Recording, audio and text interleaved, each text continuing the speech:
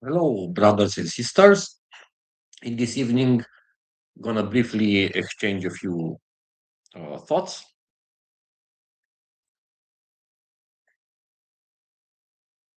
First of all, the calling towards the spiritual path happens only in a heart that has some goodness left in it. But this calling, it's a very vague word, very confusing word, because it is an inner calling, but the beauty of it is the one who calls you inside you towards this path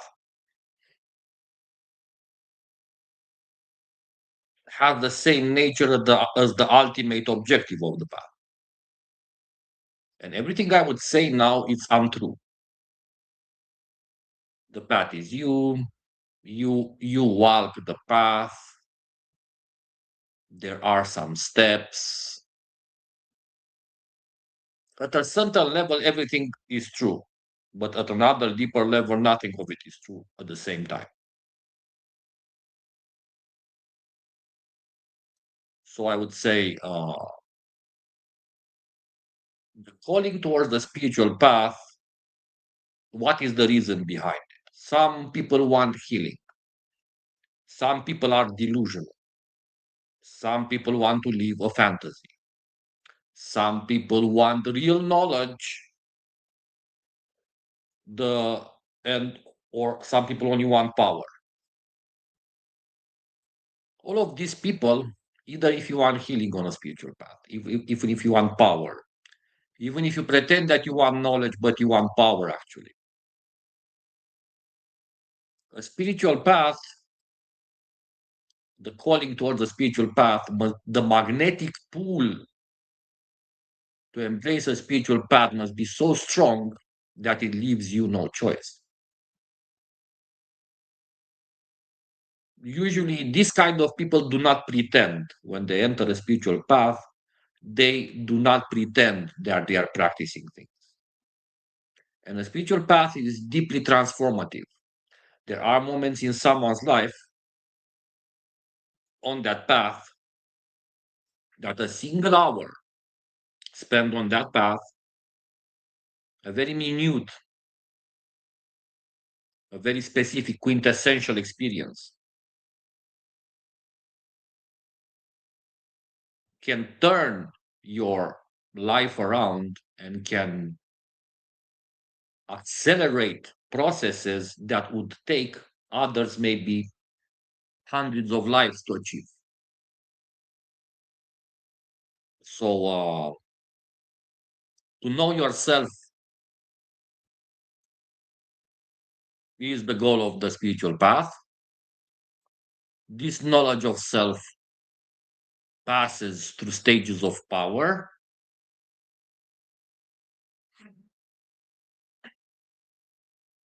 It is very hard to say to know yourself because, for what does it mean to know? What does it mean to know? Because some people would say to know means to accumulate information, but for me, to know is to become. So you see, I'm almost lying to you here. Because if I say to know yourself is the goal of the spiritual path, if I don't explain myself correctly, it would mean a lie.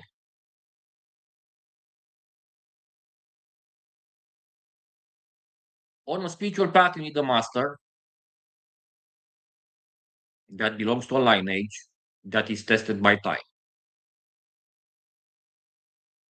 If the spiritual path doesn't have a master and a lineage that is tested by time, it is risky. And aside from the new age play pretense spiritual paths, I mean, for example, the spiritual paths I walked on, one of the most serious ones was like Sri Vidya. Google it up, guys. I had guru mantras from some Indian gurus like Amritananda Saraswati, Divyachitananda, and some others for sure. I practiced with their disciples. I did a lot of worship. I did a lot of practice. Somehow something didn't felt completely right because all the spiritual big traditions have a level of corruption in them nowadays. And for example, in the Nordic path, there is no such thing as lineage. There is no such thing as a central master or a central grandmaster. Everyone does their own thing, thinking they're the greatest. So there is on the Nordic path, there is a ego tripping of the masters like no tomorrow. So it's very hard to show people the path if you discover it in the Nordic path is very hard because everyone is on their own ego tripping. Everyone knows better than you. Everyone knows better than each other. Nobody listens. There is no discipline. There is only ego. So yeah, very hard with the Nordic people. It's very hard to revive, to resuscitate the European traditions. Not because they aren't there. They are there.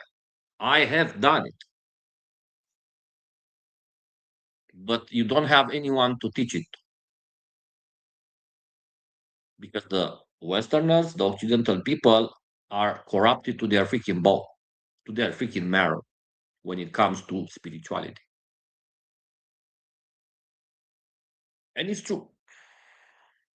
And it's true. It's very hard to bring people towards their ancestors because people don't give their respect. They have no respect for their ancestors.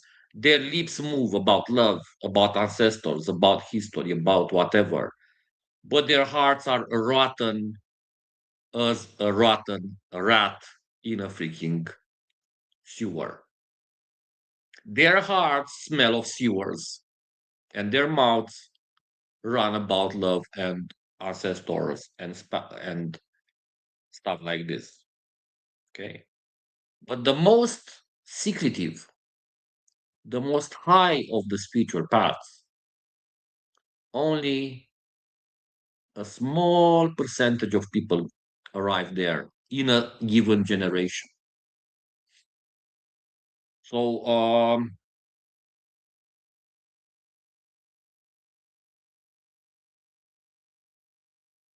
if you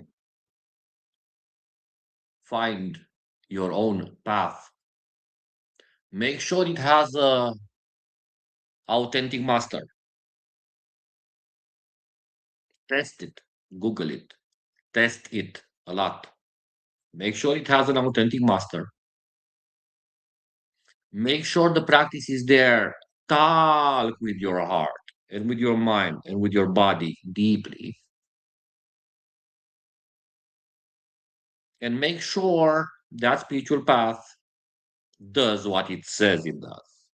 And look at the disciples of that master. Look at that master also.